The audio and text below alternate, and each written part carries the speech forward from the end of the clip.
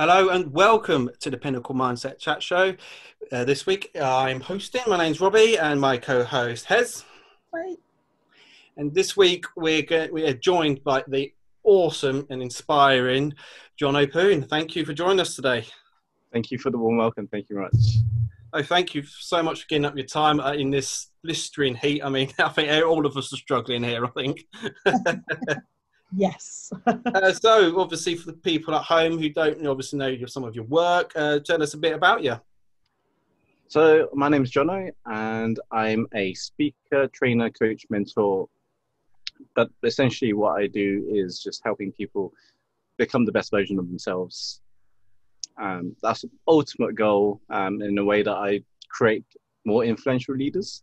And it's something that I've always had this, I say aspire to become someone that just wants to make the world a better place than what I found it. Because I've had my struggles as well during my lifetime, and I feel like everyone deserves a second chance. 100%. Agree. Yeah, so obviously you do a bit of charity work. You set up your charity.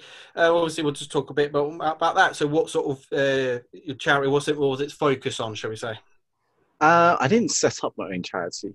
I do apologise. Sorry, but I do as a board member for two different charities. Oh, that's it. Yeah. So as a board member for one is called MK Play or MK Play Association. For those that's local to Milton Keynes, that's known, we're going to be hitting 50 years next year. Awesome. For a charity of, for that kind of charity, it's very, very rewarding. And we help kids learn through play.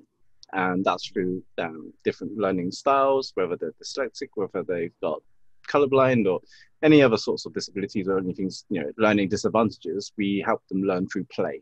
Great. Also through play activities. So that for me is a way of another path to create future leaders indirectly, although because I'm not in the front lines actually doing the work, but I'm more directing the board level. Yeah. More at the strategic level, getting the funding in, helping with the organizations, the management, the processes, the online marketing, the digital presence and all those systems and processes. So indirectly, I'm making that kind of difference. That's incredible. I mean, for me, I'm dyslexic myself. I obviously said off air. That was the way I always learned. I mean, some schools, probably some of it, they learn theory. I struggle with the theory, but, when I actually like engineering at school or PE, I flew in. And I mean, that's obviously you're wanting to encourage people to grow their confidence. And I think it is an inspiring thing to do. And I think you should be very proud of yourself and, from what you do. Plus, I only live down the road in Toaster from yourself. So, I'll be happy to come by and actually out to see some of your work. We're always looking for volunteers. And then even better. And especially in this heat when everyone, no one wants to help out with, Yeah. But the second charity that I'm also a board member for is called Smart CJS. Okay. And for people that don't really know about what Smart does, they help drug and alcohol addiction or rough sleepers get back on their feet. Oh, fantastic. Brilliant. So again, that's something that in Milton Keynes, we're looking to eradicate homelessness. I can't remember, was it 2025 they said? Very ambitious goal that they had. But we are working towards that. And as that charity is also growing in Milton Keynes, we obviously had to move everyone from our service users from our hub into hotels. Right. Okay. Imagine what kind of challenge that's had. That's massive. Yes. Especially with all this, new laws and social distancing and all those. But essentially, it's just giving back to the world and really helping everyone get back on their feet and just getting that second chance. Yeah. I mean, obviously, with this, actually, must be one good question to ask is through the whole COVID, how is your struggles? How is your charities are coping? Really, are they struggling? Is it or you're doing fine? Or what do you find it as? For both the charities, we're fortunate enough to have a lot of funding support. Oh, awesome. From a lot of fundraisers and also local fundraisers, individuals, but also government schemes and councils has also been helpful with some of their fundraising schemes as well. And other private fundraisers has helped. So we've coped better, but I am aware that there are many other charities that are struggling for funding or didn't meet criteria for certain specific stuff, and really struggle. So it's challenging for all of us, and it is something that we just have to keep working through. Yeah, 100%. Fantastic. I just find it very rewarding as well, because you're helping people that aren't fortunate, that are probably going through even more turmoil at the moment than ever with COVID, and we're all in the same boat, coping in different sort of ways as much as we can. It's like they're saying is the buzzword, the new norm at the moment. Personally, how are you coping with your everyday life and business life as well? For me, I'm quite used to this. I would say isolated. It's not really isolated. It's more of remote working has always been something, because of my background. I come from a very IT digital marketing background. So working behind the scenes and behind the computer, most of my life hasn't really changed much. Right. So this kind of lifestyle hasn't really changed me, or I haven't really struggled as much. I think the only challenge I didn't get was the gym that was closed because I like to get my exercise in before I start the day, and it's just generally my habits. But I just had to switch it up to doing home workouts or going for more walks, which is even better, to be honest, because you're connecting with nature. Yeah. And this would be more connected to mental health for everyone that's struggling to cope. Is get more structured or get some more walks into your routine. And even some people that's working with coaches or personal trainers, they would say at least get 10,000 steps in per day. And guess what? I do that every single day, and the rest. It's the weekends when obviously I'm not working, I've got a bit more time. I stupidly went for a massive walk on Sunday, did about 5 miles. Wow. And in the 30-degree heat, and I did about over 20,000 steps. But do you know what? The fresh air, the exercise, just saying hello to people and enjoying nature, and how, thinking how lucky you are to be out there before anything else happens. It's, for me, that's probably one of the reasons why I also like playing rugby more than I go to the gym, because rugby is an outdoor sport that I can enjoy the natural air rather than being in a hot room and getting all bothered. But yeah. Yeah, obviously, but you're literally just obviously getting your frustrations out from the week, obviously playing sport. Obviously, I know many people are suffering at the minute with their health, with their mental health. Obviously, I'm quite open about my struggles with my mental health. I'm going to say, have you struggled with health in the past, shall we say? Yeah, absolutely. I mean, we all struggle with this. For me, when I really faced mental health or such, realized I was actually being challenged by mental health, was when I was working in corporate, when I was doing about 15, 16-hour days. Wow. For five days a week, or sometimes even weekends. Sometimes I trying to get work done before ready for Monday or something like that. Yeah. And I got to the point where I was mentally and physically burnt out. Whereas I was laying in my bed, which felt like a deathbed to me, because I wasn't getting out, I wasn't getting up, I wasn't eating. So that's when I was processing and challenged with mental health. I was having very negative spiral thoughts, which I didn't actually understand at the time. Was like, wow, what's this? This is all new. Like, I never really had this before. And it's easy to be sucked into that spiral. And that negative spiral was like, oh, why am I here? What am I here to do? And there's a lot of questions we ask. And it's a very dangerous time to ask those questions as well, because we're not having a lot of clarity. Especially when we're very vulnerable, right? Like, just laying in bed and just feeling low, feeling down, feeling depressed, feeling ill, and not feeling right or not feeling good. And that's when I was like, oh, hang on a minute, this isn't going. I realized that I wasn't going anywhere with this. I'm just going down in this downward spiral. And then I had to reach out to a friend. And this is when I spoke to someone for the first while. I didn't even really speak to my parents because they just thought, oh, you're just ill. You're just feeling like that because you're ill. So I was like, okay, well, I hope that's the case. But when I started speaking to my friend, I was like, well, I've got to the point where reached my dream job. You know, I'm in corporate. I'm earning so and so amount of money and whatever, but I'm feeling very, very empty. Yeah. And then I said, why am I here? What I'm here to do? What is my... And then I started asking silly questions like, what is my purpose? My life's purpose and all those. And I'm sure a lot of us will agree, well, it's something that we have to find or discover through our journey. That's the whole point of life, right? Yeah. But at that time when I was going through that, I wasn't thinking like that. And it's easy to not think like that as well. It's easy to be sucked in elsewhere. Yeah. But this is when you have to reach out to a friend or reach out to someone you can even speak to. Even if it's just a stranger, just to say, I'm struggling or I'm trying to feel better. I'm trying to feel better than what I'm feeling now. And I'm just having that kind of conversation and just open up. And at the end of that conversation and saying, instead of feeling like, oh, I want to just not be here or continue what I'm doing, is what can I give back to the world? Yeah.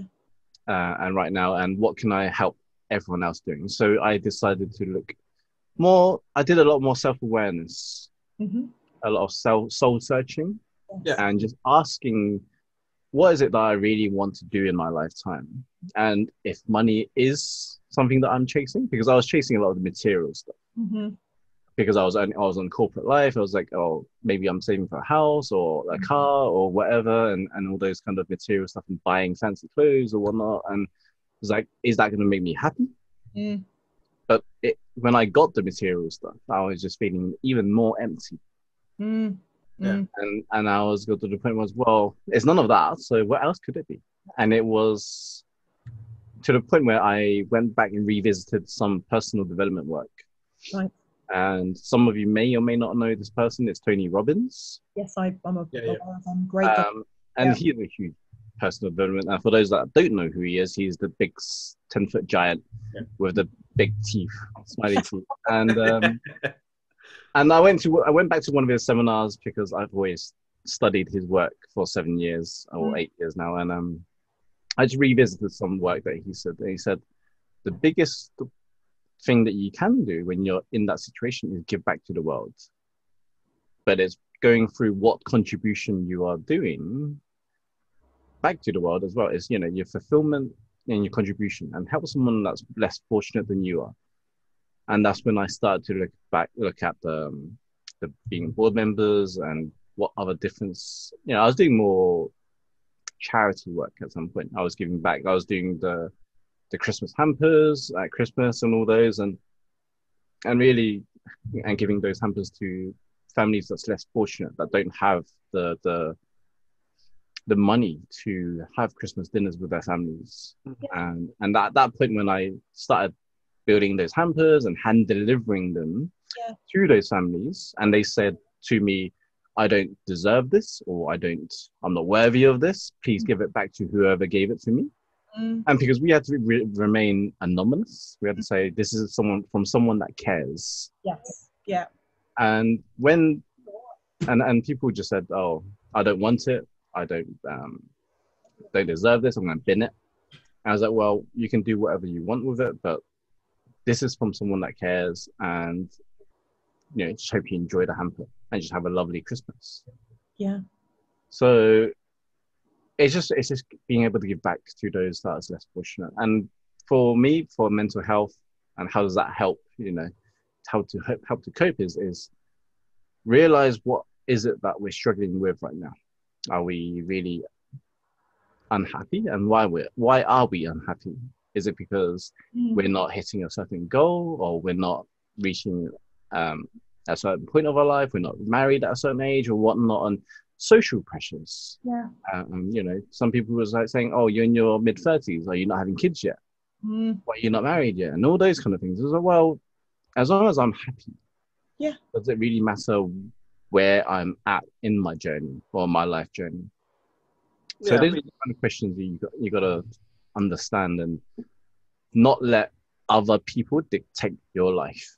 Totally get that. Peer pressure can be a very intimidating and nasty thing. Definitely. I think, it takes a lot to get up and go for what you've done, from feeling rock bottom, and we've all been there, to suddenly just waking up one morning and realizing, wow, there is more to life out there than I know, and I want to put every ounce of my contribution into it. And guess what, like I said earlier, it's very satisfying when you do something. On a personal note, apart from this year with COVID, I do the cancer research 5K runs every year.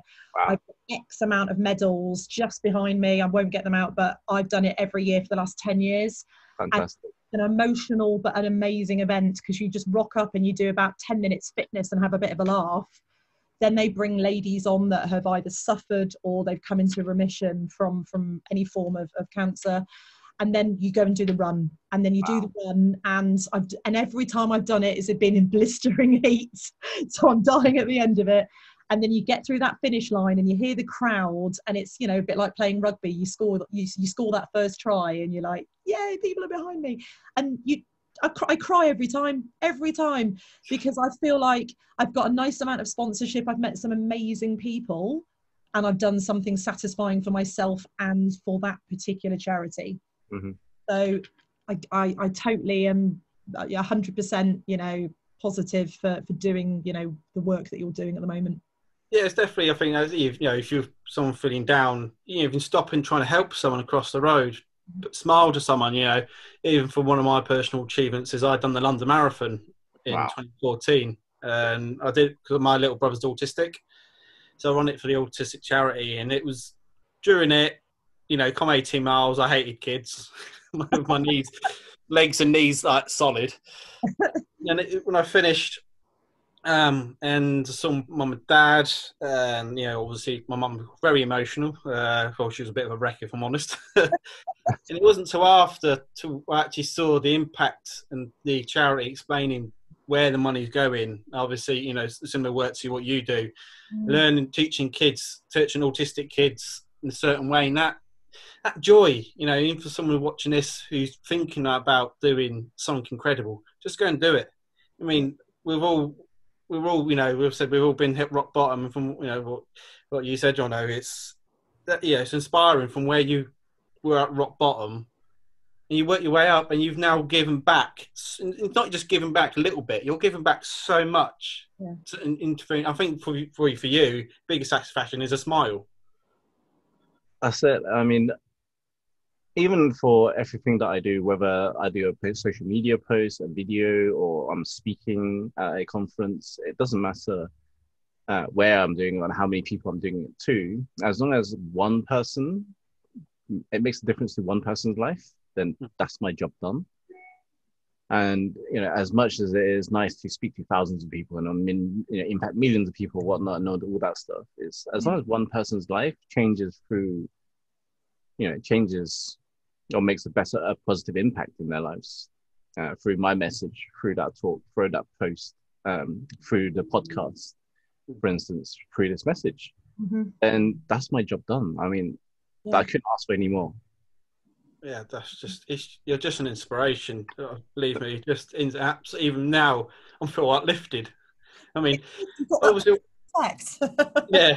I just wanted to go back. Obviously, for not many people do long hours and stuff like that. So, what was it? You know, obviously, you got the dream job.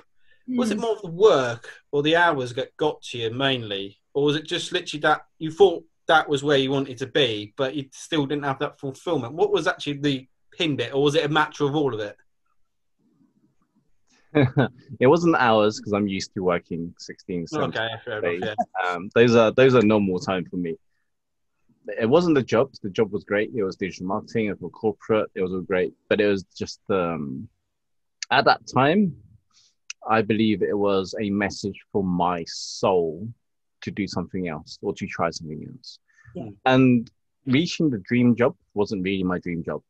It was more of for those that are in the Chinese or Asian background, they probably relate to this more, is that our standards, or our parents' standard, is that if you're not a doctor, lawyer, and an accountant, you're not redeemed as successful in a family. And you can see the amount of pressure that goes onto us because we're not. And I was never academic. I never enjoyed school. I was bullied throughout school, in all honesty. And so I had a lot of adversity that I had to go through. Yes. School wasn't something that I enjoyed. college was okay. I did a national IT diploma because I didn't like A levels. So that got me through to university. Yes. And even at university, I was doing multimedia, digital marketing, media technology, filming, videography, photography, and all the tech gadget stuff. Nothing related to doctor, lawyer, and accountant. Yeah. So when I, got through to working life and then working my way up from startups to SMEs to big corporate was the next level of becoming successful. Right. Yeah. Okay. So when I got there, obviously it wasn't what I wanted. And when I reached it, I was like, okay, now what now? I'm earning a great salary, but I don't have the time or the energy to enjoy it. So what is the point of this kind of lifestyle? I mean, you get all the fancy corporate laptop or the corporate credit card and all those fancy jazz. But at the end of the day, when you leave that company, they take it all back anyway. So what difference does that make? And it's all about having a work-life balance, isn't it? I totally agree. Believe me, I've been I've worked for some very big multinational companies before, and God, sometimes you don't see the light of day. You go to work and it's dark. You come back when it's dark. You still work when you get home. You go to bed. You can't sleep because your brain is buzzing about stuff to do for the next day. Yes. And it's constant. And then literally all it takes is one thing in your head to go, what am I doing? This is not right. I need a balance. I need a break, whether that's going on a holiday, whether that's spending time with your family. And I think, the whole COVID thing, and I've had, chats about this, and you'll probably agree as well. I think it's brought a lot of people closer together. I think people have realised that actually there is more to life than working your cotton socks off. Family is important, friends are important, relationships are important. And I think if you put all of those in the mix, they're always going to be there for you. And it's made me think twice about a lot of things over lockdown. Has it done for you as well in that scheme of things? Absolutely, and this has for many of my clients as well, is that they've realized working so hard for all these fancy cars where they drove it for once in 3 months didn't really make enough difference why they actually bought it in the first place. So then, they've made a lot of questioning, and even for me is what's important. I mean, because me and my fiance live apart from each other, right. So she lives with her parents, I live with my parents. And there was that period where they said you can't see your other household members. Yes. So I couldn't see my fiance for about 3 months after we got engaged. Gosh. In Cyprus. So it was like, well, that sucks, doesn't it? So it made us realize, okay, what is important? I mean, does it, it doesn't matter how much we have, but it's the connection and time and quality of time that we get to spend with our friends. And even now, it's just we aren't able to see, or we can see friends, I suppose, in social distancing stuff. But spending quality time is just those quality moments with your family members. And I had some of my friends that had people that passed during this period. And where, we couldn't go to their funerals or pay them respects because they were limited to about 10 people or something. Yes. So there was times that made us realize how important it was to spend more quality time together and actually cherish and be more present, not just talk to each other holding our mobile phones, but putting down our mobile phones and actually just disconnecting from the world and just spend one-on-one time with your family or and just make sure you're being present and you're listening and you're understanding. Definitely. And you really connect, because we're so used to just sitting on the sofa, playing on our phones, talking to each other, but not really talking to each other, watching TV, but not really watching TV. Yeah. It's like having a background distance, isn't it? And almost how we're acting now, having that interaction with your friends and families, how it used to be before all technology came in, before the iPhones, before the iPads, before social media. And I think sometimes, as much as I love technology, and guess you do too, it does take over your life. You have to have that time where you've got to switch your phone off. You need that time, or don't look at the TV, or don't go on social media, because it can take over your life. And and just control you sometimes. Do you agree as well, Robbie? Yeah, definitely. I mean, like we said, I think we've roughly went on, even through modern society, everyone's on their phones, everyone needs Facebook, everyone is, like you said, there is social pressures. Even, someone's buying a house, you've got to put it on social media. That's pressure there. There's probably, there was obviously pressure on both male and females. We have brushed up on this sort of, on this subject before in previous shows, but there's, like we were saying, in society, to have the kids at a certain age, to have, to go have the best education, to have the best the fancy cars. And like you saying, who's someone who's been through it, well, even for me, it is an eye opener. It doesn't matter if you're not happy. It doesn't matter, does it, at all? If you earn £1 million a year but unhappy, I'll prefer to earn £20,000 a year and be happy. You know what I mean? Yeah, and I think this week definitely has been, for me, an eye opener of people who work at corporate. It's not all about all the fancy cars, fancy phones, the fancy this, that, and the other. And it's all about just being happy and obviously, like I said, you be affectionate to people and actually, like I say, just appreciate people's time as well, and actually, spend a lot of time with people is very, very important. So obviously, we come in terms of the show. But I always ask all our guests this: for people out there who are struggling, for people who are feel a bit down, who'll be watching this, for people who might be a lost soul, as you put it, what would be your advice to them?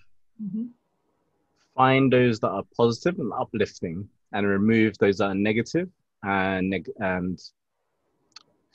remove the negative people around your circle and surround yourself with more positive ones.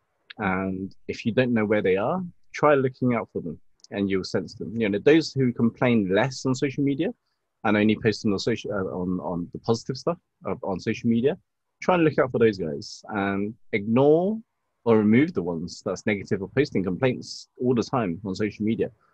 Get them out of your circle because you don't really need them. And as harsh as it sounds, if they're not bringing you positive value in your life and they're not actually contributing to your happiness, remove them, because you got to be aware of the toxicity, toxic people, and negative impact it has on your mental health. And it's very, very fine balance between one word or one sentence of what someone says or comments on your post can make all the difference in how you think and how you're feeling and your thoughts. So just be mindful about who you're spending your time with. And if you're really struggling in that time, is surround yourself with those who are more uplifting. If you don't know where they are, try and look out for them, or speak to more professional advice, or those who are having the goals or having the lifestyle that you think they have, or they're showing they have, is reach out to them and ask, I need more positive people like you. Where can I hang out with you guys more with these people? Definitely. Good words. Very good. I like that. And that's very much how I've operated in the last few years, is you hang around with positive people, you stay positive. That's my motto.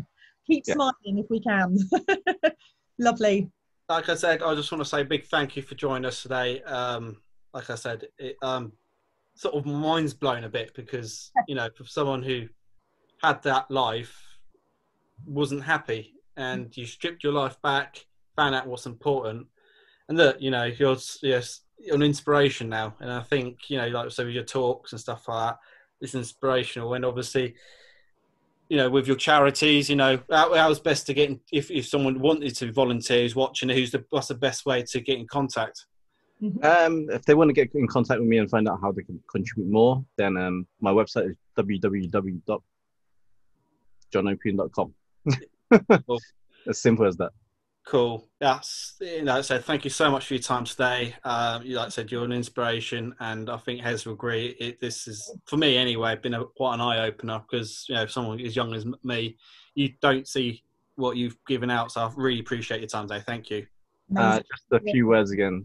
Thank you, Robbie and Hez, for inviting me onto your show. I very appreciate it. I just want to wish you guys all the best and reach out and help more people who's struggling with mental health. It is such a very, very, I'd say, a topic that no one talks about that needs to be addressed. The taboo subject, as we call it. Yeah, it's a topic that no one really talks about, and it needs to be addressed more. And the more you're doing what you do, and it's great work, the better, because more people need to talk about this issue. Yeah, thank you so much. I do appreciate it. This is the whole point of the show, is to raise awareness and, you know, sit and have a chat about it. And obviously, like we've done today, and I think, you know, people will watch this and be inspired and hopefully follow you and all your platforms. And again, for people at home, like, share, subscribe, like all our guests. Please, you know, leave comments, please.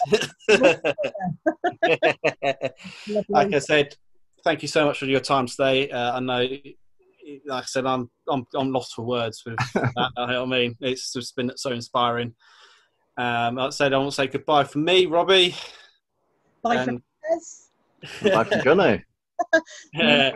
And this is the Pinnacle Mindset Chat Show. Please like, subscribe, share, send to your family, get in contact if there's anything you want us to cover. Thank you, and stay safe. Thank you. Thank you.